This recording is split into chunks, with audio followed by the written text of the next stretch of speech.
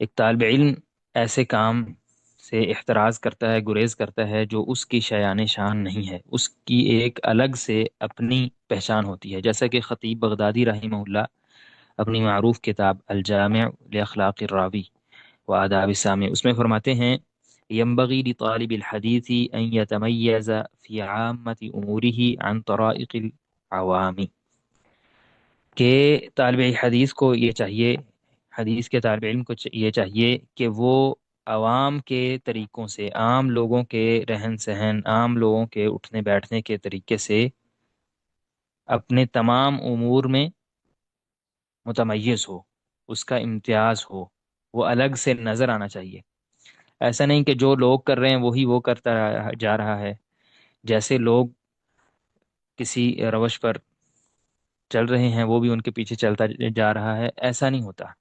طالب علم کا ایک الگ سے طریقہ کار ہوتا ہے۔ اب بعض امور میڈیا پر بھی یا سوشل میڈیا پر بالخصوص ایسے ہیں جو اگر کوئی عامی بندہ کرے، کوئی عام بندہ کرے تو کہا جا سکتا ہے چلیں ٹھیک ہے، ایک عام بندہ ہے، اس کو کیا پتا۔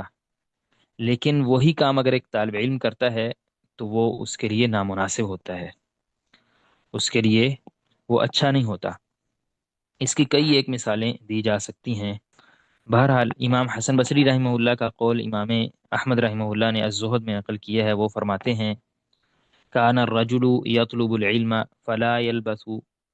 ان یرا ذلك في تخشعه وهدیه ولسانه وبصره۔ جب کوئی طالب علم، جب کوئی شخص طالب علم بنتا، طالب علم کے راستے پر آتا، تو کچھ ہی عرصہ اسے ہوتا تھا اس راستے پر آئے ہوئے کہ اس کے خشوع میں، اس کے رہن سہن میں، اٹھنے بیٹھنے میں، اس کی زبان میں، اس کے دیکھنے میں، ہر چیز میں اس علم کا اثر دیکھا جاتا تھا،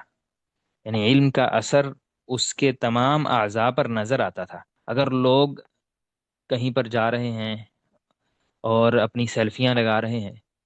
تو چلیں، اگر کوئی اس کے جواز کا قائل ہے یا اسے جائز کہتا ہے، حرام نہیں کہتا، تو ایک عام بندہ تو کر رہا ہے تو چلیں ٹھیک ہے۔ لیکن ایک طالب علم کے لیے یہ مناسب ہے؟ یہ طالب علم دیکھے گا۔ ایک عام بندہ ہے، وہ اپنی ویڈیوز بنا کے اور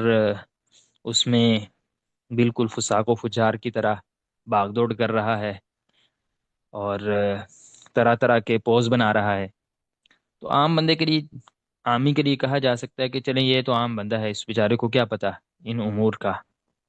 لیکن ایک طالب علم کی ایک حدی ہوتی ہے، ایک سمت ہوتی ہے، ایک طریقہ کار ہوتا ہے۔